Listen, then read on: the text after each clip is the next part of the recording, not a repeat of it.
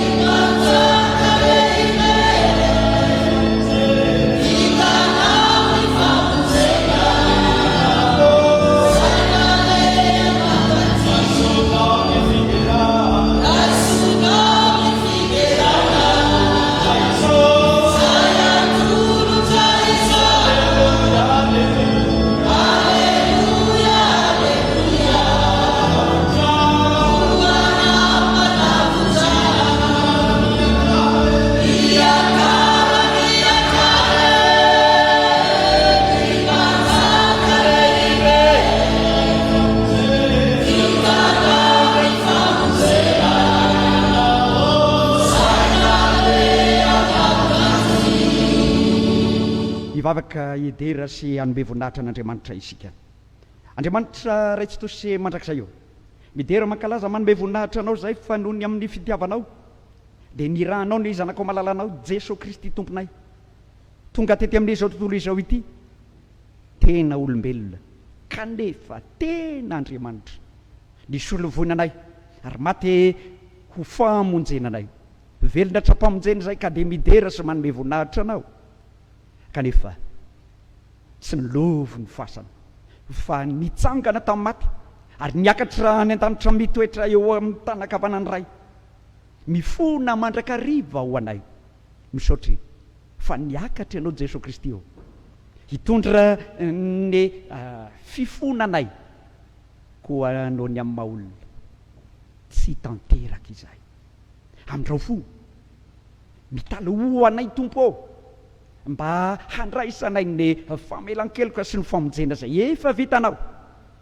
fa ny fitiavanao Andriamanitra dia melo lalana mandrakariva ny fitiavanay ianao midera sy manome voninahitra anao zay no ianao fanahy masina Andriamanitra miasa amin'izao andro faran'izao mampitamberinao anatinay ny asa robidiny fiakaranao Jesosy Kristy tamin'ny voninahitra mitoetra eo an-tanakavananao mitamberina noho ny asanao fanahy masina ny toky sy fanantenana izay nambaranao Jesosy Kristy fa raha andeha hiakatra ianao dia amboatra fitoerana ho anay ary dia ho avy indray andray anay ho any aminao ka izay hitoeranao no hitoeranay ankehitriny ampiombonanao eto izay misatatra izany fiombonana rahatry izay eny aminao izany ka dia misaotra indrindra fa noho ny amin'ny famelan-keloka sy ny amin'ny famindram-po no azahonay midera sy manome voninahitra anao.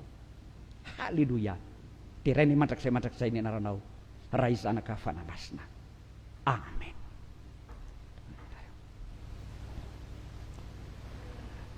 Ry havana malala rehetra ao amin'ny tompo tonga eo amin'ny fotoana izay andrenesantsika ny tenin'Andriamanitra isika koa iraina ny hira fa 7:100 ny andinin'ny voalohany sy ny faharoa iderahantsika sy anomezantsika voninahitra an'Andriamanitra dia mifandimby ireo mpanompon'Andriamanitra hitaro-bavaka hanao ny fotoana ny ankizy sy ny tanora ary hamaky ny soratra masina.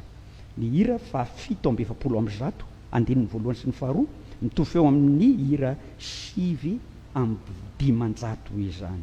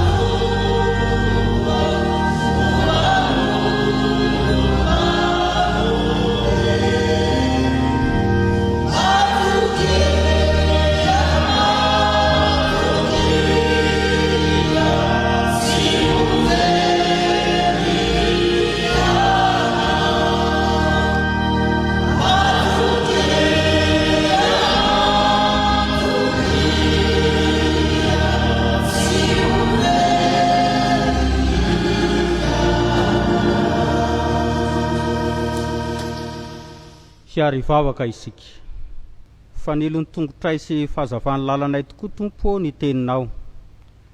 Ko ankehitriny tonga ny fotoana izay hanazavana ny mofinaina ho any ankizy sy ny tanora ary fandimbiasan'ireo hamaky ny teninao araky ny perikopa izay voalahatra amin'ity andro anio ity. Ko miasa ianao fanahy masina izay fa ty anatinay mba hahafantaranay ny sitraponao Andriamanitra izay miantefa amin'ny fiainanay. Mitenena aminay ianao Tompo, voninkainanao izay mpanomponao. Amen. Sokafy ary ny Baiboly. Hojerentsika ny filazantsara Luka toko faha 14 andiny faha 12. Rehefa hita dia iarahantsika rehetra mamaky amin'ny anaran'i Jesosy. Fa izay rehetra manandrantena no ahety, ary izay manety tena no sambatra. Andeha hoe averina vakina. Fa izay rehetra manandrantena no ahety, ary izay manety tena no sambatra. Amin'izao vanim-potoana ankehitriny izao ny akamaroan'ny olona rehetra na amin'ny sehatra aiza na amin'ny sehatra aiza dia manandran-tena fa tsy ampy fanetretena. Koa andeha tsoahantsika ao anatin'izao tantara kely izao ary izany soratra masina izany. Ratrema dia lehilahy mpanan-karena iray tao ambanivolo ary manana mpiasa maromaro izy. Miara-miasa amin'ireo mpiasa ireo iray lekely. Ny asan'ireo mpiasa ireo moa dia mpamboly. Ary rehefa miara-miasa izy ireo dia nanao fifanarahana tamin'ny iray lekely ireo mpiasa ireo hoe ianao mpanondraka sy mpikarakara mitady fanafody ho an'ny bibikely, fa rehefa vokatra ny vokatra dia izahay mpiasa no mioty azy ka manatitra azy any amin'ny ratrema patron. Nandeha teny ara ny asa dia nahavokatra be tokoa. Ka ireto mpiasa izay mpiara-miasa amin'iray lekely no mitango ny vokatra hoentina akeo amin'ny ratrema. Faly ery ratrema hoe nahavokatra be. Iray lekely izay mpanondraka sy mpikarakara kosa nefa dia netindreo mpiasa fotsiny ka tsy voafetra ny karama omena azy fa izay tiany ratrema omena satria tsy mba mitondra vokatra tahaka ny mpiasa izy fa hoe mpiara-miasa amin'ireo mpiasa ireo. Nandeha teny ara ny andro, nandeha ny fotoana dia mioty ny vokatra ny mpiasa dia manolotra izany eo anatrehan'ny ratrema izay mpandray ny vokatra. Tezitra ihany ratrema satria iray lekely toa ohatra ny mpanara-drenirano andrety mpiasa fotsiny fa toa tsy mba misy vokatra hoentina. Dia ozy izy ratrema nandray fanapahan-kevitra hoe ianao ray lekely voaroka fa toa tsy mba mitondra na inona eto anatrehako. Faly ery ireto mpiasa izay mpamatam-bonina satria mpioty fotsiny izy ireo fa ray lekely nefa ny tena mpikarakara ny vokatra. Nandeha teny ihany ny fotoana. Tsy nahavokatra intsony reto mpiasa satria voaroka iray lekely le mpikarakara ny vokatra tany an-tsaha, mpanisy ny biby sy ny mpanondraka ny vokatra. Nandray fanapahan-kevitra ratrema fa ho fahita ozy izy tsika fa tsy afaka manakaramana-reo mpiasa intsony ao ka tsy maintsy androaka mpiasa. Nikoropaka ireto mpiasa ka nitady an'iray lekely. Rehefa notadiavina iray lekely dia nifona tamin'iray lekely reto mpiasa hoe andao hiverina hiaraka hiasa aminay fa ho voaroka izahay fa tsy nahavokatra intsony ny tany nambolenay, vao tsy nisy anao nanondraka ireo voly tokony atolotra ho an'ny ratrema izay lehibe atsika. Ray lekely moa araka maha ray lekely azy dia nanaiky ampanetretena na voaroka na ho averina hiasa. Ndreto ara ilay mpiasa fa nifona tany amin'ny ratrema. Iray lekely eneny tena mpamokatra satria izy no mpanondraka sy mpikarakara ny vokatra izay atolotra ho anao eto isaky ny mahavokatra. Gaga i ratrema satria iray lekely tsy mba nitondra na dia tsaramaso kely eraky ny kapoaka aza rehefa tonga ny fanateram-bokatra, fa ireto mpiasa foana no mindrehare hoe izy no nahavokatra, fa ilay mpiasa tena nanondraka izay nahavokatra natao tsinotsinona. Inona ny lesona tiana tsoahana ao anatin'izay? Mila manetry tena na iratrema mpandray ny vokatra, na ny mpiasa izay mpiara-miasa, na irain'le kely izay mpanondraka. Toetra tokony ananantsika tsirairay avy zany a, na iza na izy tsika na inona toerana misy atsika na inona, tsy ny fitadiavana voninahitra sy ny fampitahorana fa ny fanetretena ananan'ny tsirairay. Izay ny lesona azo tsoahana ao anatiny io. Noho izany a tsy ampy ny fanetretena raha tsy misy ny fanahy masina izay mitoetra ao anatintsika, izay tradradradraitsika isaky ny izay mandeha tsy maray tsy hariva. Noho izany dia angatahana ny fanahy masina ahafahana manana izany toetra feno fanetretena izany, satria niaraka ny famela heloka izy ireo. Voninahitra dia ho an'Andriamanitra irery ihany. Amen. Amaky sy iaino ny teny avy ao amin'ny soratra masina isika riavana. Izany dia ho hitantsika ao amin'ny Isaia 112 andiny voalohany hatramin'ny andininy 5. Isaia 112 andiny voalohany hatramin'ny andininy 5. Vakina amin'ny anaran'i Jesosy Tompo. Ary sy solofo mitsimika eo amin'ny fototry Jese, ary sy mitrebina avy eo amin'ny fakany. Ary ny fanahin'i Jehova hitoetra ao aminy, dia ny fanahin'ny fahendrena sy ny fahazavan-tsaina, ny fanahin'ny fanoloran-tsaina sy ny fahirezana, ny fanahin'ny fahalalana sy ny fahatahorana an'i Jehova. Ary ho anitra ankasitrahana aminy ny fahatahorana an'i Jehova, ka tsy tsara araka ny tanomasony izy, na ampiaiky araka ny reny sofiny, fa ho tsarainy amin'ny fahamarinana ny malahelo, ary omeny rariny ny mpandefitra amin'ny tany. Amely ny tany amin'ny tsorakazony vavany izy, ary ny fofinainy molony no amin'ony ratsy fanahy. Fahamarinana no fisikinany, ary fanahy mahatoky no fehikibony. Amen. Filazantsara araka ny Luka 4:20, andiny 4:7 hatramin'ny 7:50. Luka 4:20 andiny 4:7 hatramin'ny 7:50. Amin'ny anaran'ny Tompo. Dia hoy izy taminy: izao ny teniko izay nolazaiko taminareo, fony mbola tao aminareo aho, fa tsy maintsy ho tanteraka izay rehetra nanondrata teo amin'ny lalan'i Mosesy sy ny mpaminany ary ny salama. Dia nanokatra ny sain'ireo izy alalan'ny soratra masina, ary hoy izy taminy: izany ny voasoratra fa Kristy hiaritra ka hitsangana amin'ny maty amin'ny andro fahatelo, ary mba ho toriana amin'ny anarany ny fibebahana sy ny famelan-keloka amin'ny firenena rehetra, manomboka eto Jerosalema. Ary ianareo no vavolombelona izany, ary indro izao mampitondra ny teny fikasany ndraiky ho anareo, fa mitoery eto an-tanàna mandra-panafina anareo amin'ny hery avy any amin'ny avo. Ary Jesosy mitondra azy hatrany Betania dia nanandratra ny tanany ka nitsodrano azy. Ary raha mbola nitsodrano azy izy, dia nisaraka taminy ka nakarina ho any an-danitra. Ary izy ireo ny tsaoka azy dia niverina ho any Jerosalema sady faly indritra. Ary teo ankianjan'ny tempolo isan'andro izy nankalaza an'Andriamanitra. Amen. Amarana ny vakiteny isika. Izany dia hitantsika ao amin'ny epistily ho an'ny Kolosianina. Kolosianina 4 ny andiny voalohany hatramin'ny 4. Kolosianina 4 ny andiny voalohany ka hatramin'ny 4. Amin'ny anaran'i Jesosy. Koa raha niara-natsangana tamin'ny Kristy ianareo, dia katsao ny zavatra any ambony, any amin'ny toeran'i Kristy, izay mipetraka eo an-tanana ankavanan'Andriamanitra.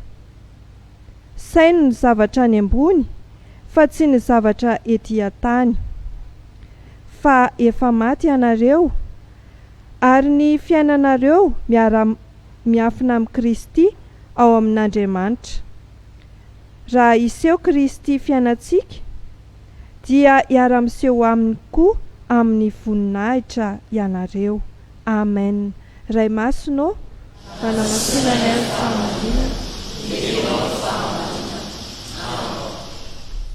Mialohan'ny hitsanganan'ny ray aman-drenitsika tondra ny afatry ny tompo, mitsangana ary fiangonana malala irayntsika nira fa 7:70 andininy voalohany sy ny 7. 7:70 andininy voalohany sy ny 7.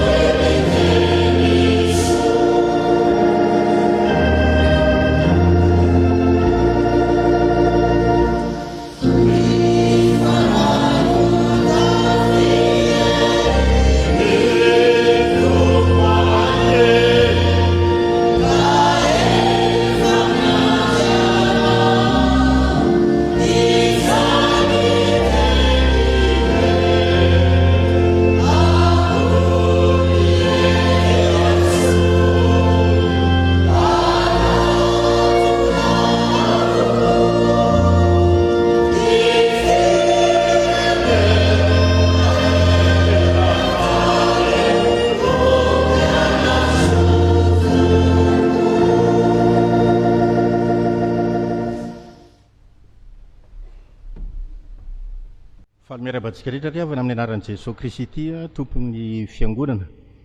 Ny tenin'Andriamanitra izay fampizarana amintsika amin'ity vanim-potoana izay ahatsiarovana indrindra ny akaran'ny tompo tany an-danitra ity dia ny teny izay nambaran'i Jesosy Kristy arak'izay hita ao amin'ny Luka 4:7-10 manao hoe: arindro izao mampitondra ny teny fikasany raiko anareo, fa mitoera eto an-tanàna mandra-panafiana anareo amin'ny hery avy any amin'ny avo.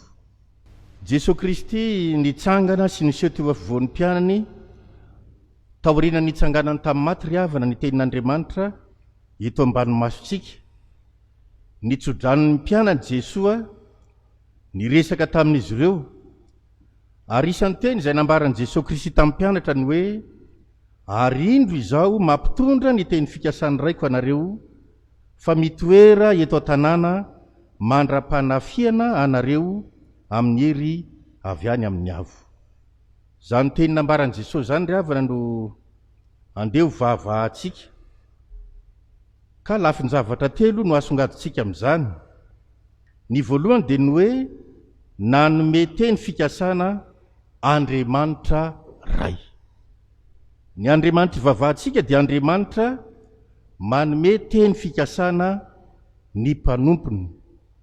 Voambolana fampiasa matetika eo amin'ny soratra masina ny hoe teny fikasana, teny tsy hoe hokasain'Andriamanitra tanterahana fotsiny, fa teny tena ho totosain'Andriamanitra tokoa. Ary voambolana mitovy hevitra amin'izany ampiasain'ny Baiboly ny hoe teny fampanantenana na teny fanomezan-toky. Eto dia nilaza i Jesoa hoe indro izao mampitondra ny teny fikasany raiko ho anareo. Misongadiny eto ilay Andriamanitra izay manome teny fikasana, ary Jesosy Kristy no anatanteraka izany. Teny fikasana izay tsy vokatry ny etaetan'ny olona, na vokatry ny fanirian'ny olona, na zavatra nangatahany olona, fa fanapahan-kevitra madiodio avy any amin'Andriamanitra izany teny fikasana izany.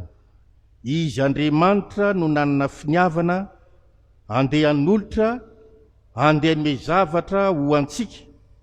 Teny fikasana izay tahaka ny voady na tahaka ny fanamby fanekena totosain'Andriamanitra ho an'ny olona.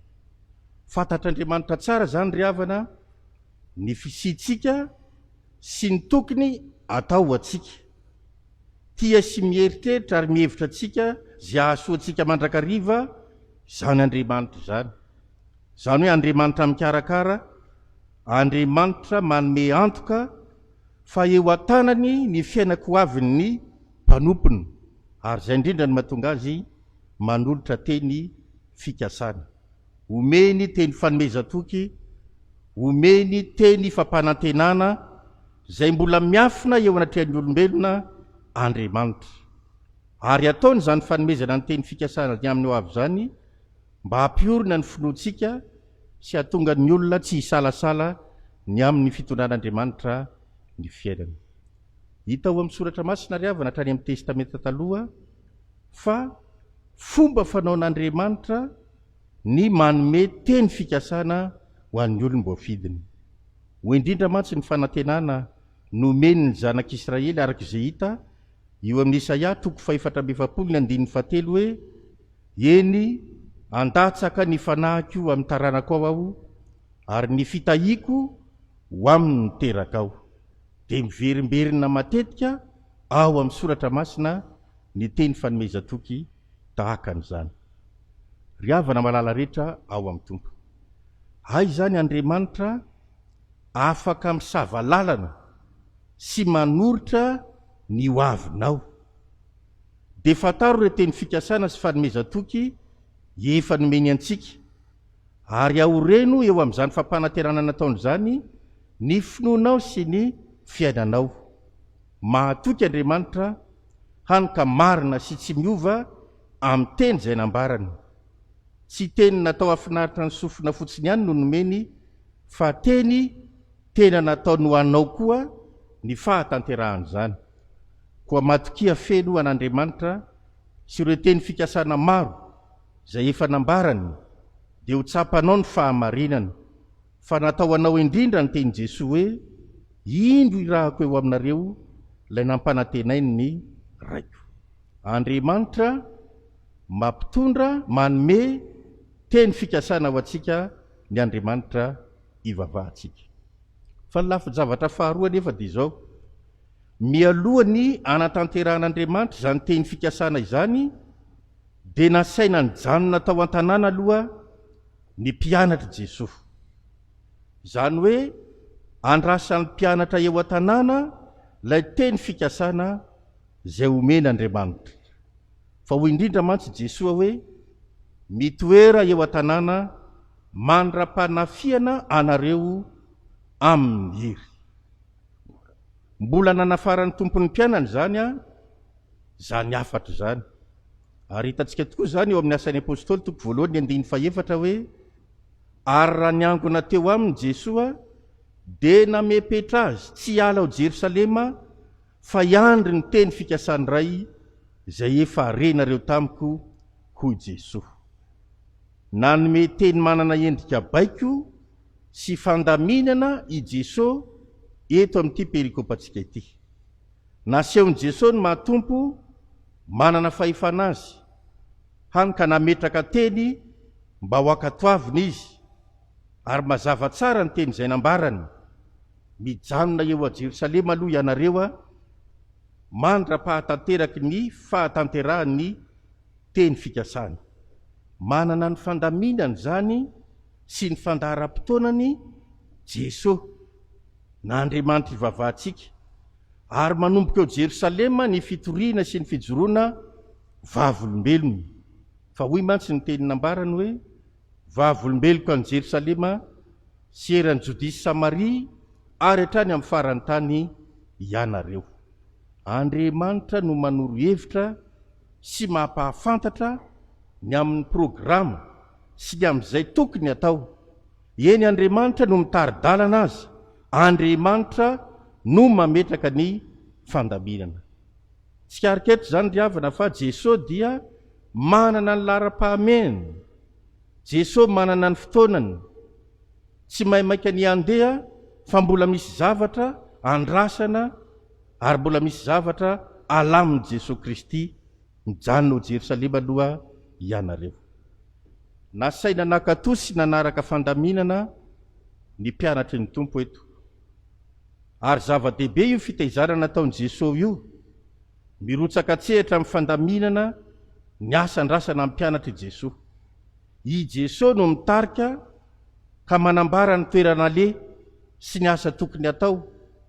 Tsy ianao no manao izay tianao atao sy mamaritra amin'ny programanao, fa i Jesosy. Tsy ny mahamaika anao na izay verinao fa lara-pamena sy zava-dehibe no atao voalohany, fa anontanio aloha i Jesosy ny amin'izay tokony atao. Izay no natonga ny Jehovah Andriamanitra ny metoky eo amin'ny fiainantsika hoe fa izao mahalala ny hevitra hiverana anareo hoy Jehovah, dia hevitra tonga fiadanana fa tsy loza mba hanome anareo fanantenana ny amin'ny farany. Ry havana mahalala rehetra ao amin'ny tompo, andrasan'i Jesosy eo amin'ny mpanaradia azy ny fiainonany teniny, ny fakatoavana ny teniny. Andriamanitra afaka mitari-dalana sy manolo-tsaina antsika ny amin'izay tokony atao izy. Noho izany, raha te ahomby ianao dia omeo anjara toerana voalohany eo amin'ny fiainanao no Andriamanitra. Omeo anjara toerana lehibe ny hevitr'Andriamanitra sy ny fitarihan'Andriamanitra. Aleo Jesosy mihitsy no andamina sy andrindra ary hamaritra ny amin'ny tokony ataontsika. Aza mandeha amin'ny herin'ny tenantsika samirery sy ny fisainantsika manokana, fa hapetrao eo an-tanan'ny tompo ny fiainantsika rehetra sy no avintsika manontolo. Fa inona tokoa moa no antony nampijanonana ny mpianatra tao an-tanàna aloha? Dia mamaly izany Jesosy hoe satria mbola ho avy ny hery avy amin'Andriamanitra izay atafy ireto mpianatra ireto melohany andehanana. Hery avy any ambony no andrasana sy omen'Andriamanitra amin'ny mpianatra ka nasaina ny janona tao Jerosalema aloha izy ireo. Ho indrindra mantsy ny teny nambaran'i Jesosy hoe indro izao mampitondra ny teny fikasany raiko ho anareo fa mitoera eto an-tanàna mandra-panafiana anareo amin'ny hery avany amin'ny avo. Ilay teny fikasana avy amin'ny ray izay voalaza tany amin'ny testamenta taloka ia omena ny mpianatra dia ny hoe omena hery avy any ambony izy ireo. Ny fanahy masina no irevany ambony tiany Jesosy ambara amin'izany ry havana. Tsy navela andeha fa iandro Jerosalema aloha ny mpianatra mandra-panafiana azy ny hery ny fanahy masina. Fanomezana manokana avy amin'Andriamanitra io fa tsy azo nasitrahana avy amin'ny hery ny tenan'ny olombelona ety amin'izao tontolo izao. Dia fantatsika tsara ry havana ny tantara fa tanteraka tokoa teo amin'ny mpianatra izany teny fikasana nambarany ray izany nandritra ny vanim-potoan'ny Pentekosta. Fa hoy tokoa mantsy ny teny voasoratra ao amin'ny asan'ny apôstôly toko 2 ny 2 hatramin'ny 4 hoe ary noho ny tonga ny andro Pentekosta dia teo amin'ny fitoerana ray izy rehetra ary samy feno ny fanahy masina izy rehetra.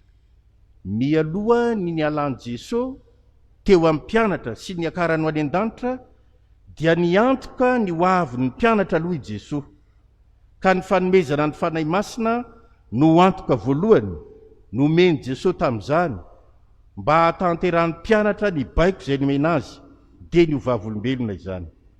Tsy misy fitoriana ny filazany tsara ho vita raha tsy misy aloha ny fanafian'Andriamanitra ny fanahy masina mba ho ositra ananany hery sy fahefana entiny miatrika izany asa masina izany. Tsy ahavita na inona ho an'i Kristy ny mpianatra Jesosy raha tsy efa eo aloha ny fanahy masina. Tsy nandao ny mpianatra mihitsy Jesosy raha tsy efa nametraka azy teo ambany fiarovan'ny fanahy masina aloha izy. Araka ny teny nambarany hoe ahazo hery ianareo amin'ny latsahan'ny fanahy masina aminareo ary hovavolombelona. Ry havana malala rehetra ao amin'ny tombo. Tsy ho vitantsika samy rery velively ny asa ny ran'Andriamanitra antsika, sy miasa amin'ny herin'ny tenantsika samy irery isika, fa mila ny fitarian-dalana sy ny hery avy amin'ny fanahy masina. Asan'Andriamanitra mantsy no atao, ka tsy efa ny sain'ny olombelona sy ny fahalalana izany asa izany. Tsy misy afa-tsy ny fanahy masina izay manokana sy manamasina antsika ihany no ahefantsika ny asa fanompoana izay ny antsoin'Andriamanitra antsika. Koa mangatany ny fanahy masina ary meteza isika ho isan'ny olona anaiky ny anjakany, ka hitenenan'i Jesosy tompo koa hoe raiso ny fanahy masina. Eto am-pamaranana ry havana raha ho fitenitsika ny afatr'Andriamanitra dia izao no hitantsika nisongadina tamin'ny afatra nampitondraina androany. Andriamanitra mihevitra mandrakariva ny hahasoantsika satria omeny antsika ny teny fikasany, satria atoriny antsika ny tokony atao, ary satria atafiny antsika ny fanahy masina. Fa hoy tokoa ny teny nambaran'i Jesosy hoe ary indro izao mampitondra ny teny fikasany raiko anareo fa mitoera eto an-tanàna mandra-panafiana anareo amin'ny heriny avy amin'ny avo. Hoan'Andriamanitra irerianany ny voninahitra. Amen. Ivavaka isika ry havana malala.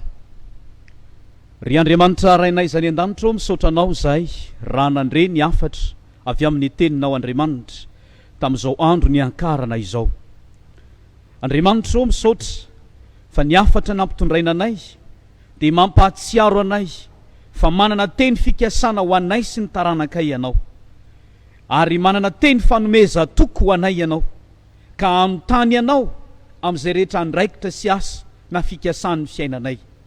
Misaotra Andriamanitra fa tanteraka taminay tokoa zany afatra zany, ary zany no entina hiazakazaka mbola miandry ny fiavianao indray. Misaotra Tompo, nitahinao ny fiangonana ary ny firenena atsiaro, satria manana ny teny fikasanao ianao ho an'ny fiangonanao. Dia nitahinao ny fiangonana sy ny anafianao hery ireo mpanompon'Andriamanitra maro, ahafahany manatanteraka ny asanao amin'ny hery tokoa sy ny tanjaka, ary ny fahizina tanteraka hitoro marina ny filazantssaranao. fa nametraka teny fikasana ho anay ianao Andriamanitra, ary mampitoetra anay tsy anana iah ka nilazanao fa ny fiangonana dia endrika ao Andriamanitra eto amin'izao tontolo izao hizara ny hatsaranao, ny filazantsaranao Andriamanitra. Ary misaotra fa ity firenena ity manana teny fikasana ho azy koa ianao, ary indrindra manome teny fanomeza toky fa omba izao firenena malagasy izao hita manokana ny Madagasikara zay fa nataonao ho nosy miavaka, manana ny tantarany. Misy ireo ponina samihafa amin'ny endrika maro samihafa, toerana maro samihafa, sehatra maro samihafa, fa ny fanahy masina hiasa eo amin'ny firenenay, hiasa eo amin'ireo tompon'andraikitra nataonao hitondra, ary ireo malagasy nataonao hiara-monina. Tononona mbavaka hatrany Andriamanitra fa ny hoavinay rehetra eo am-pelantananao, ary mahalala zay mahasoa anay ianao, ka tsy aro homano tany ianao zahay rehefa hanatanteraka ny andraikitra, ny asa, ny zavatra rehetra zay nataonao eo anoloanay. Misaotra indrindra Tompo, tononay zany vavaka zany amin'ny anaran'i Jesosy Kristy Tompo, zay miasa eo amin'ny fiainan'ny mino amin'ny alalan'ny fanahy masina, ka mampiombona anay amin'ilay vavaka tsara indrindra nampianaranao manao hoe: Rainay zay eny an-danitra, ho amasina ny anaranao, tonga ane ny fanjakanao, atao ane ny sitraponao ety an-tany tahaka ny eny-danitra.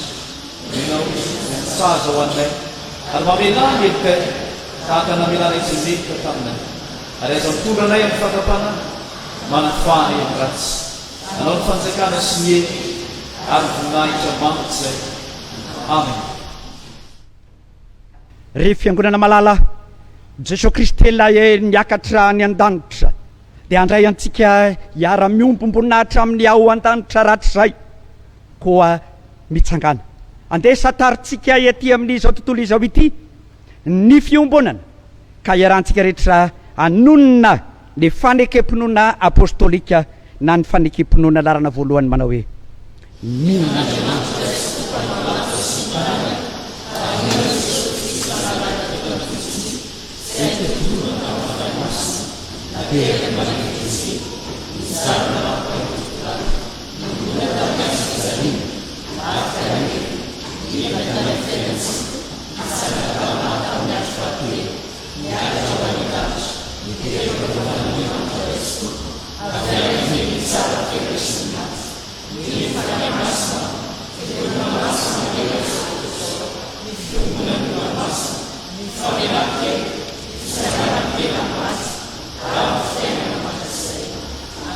ry fiangonana malala, laye Jesosy Kristy niakatra any an-danitra dia mampitoetra teny fikasana ho antsika, koa raha andeha isika dia ho atolony atsika ny tsodrano.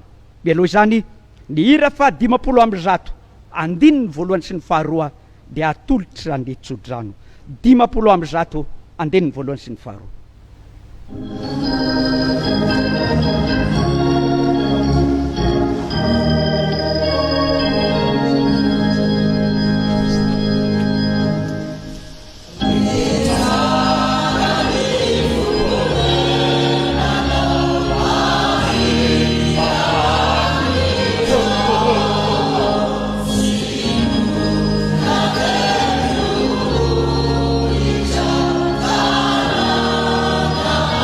See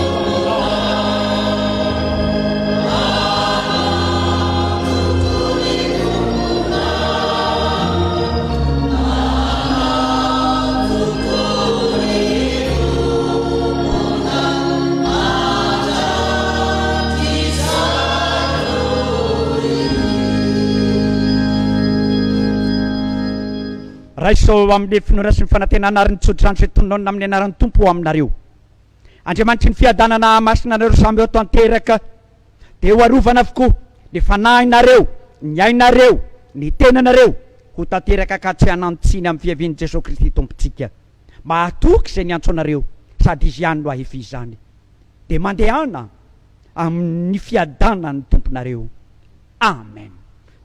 Petra manao vavaka mangina ho fiderana sy fanomezam-boninahitra an'Andriamanitra.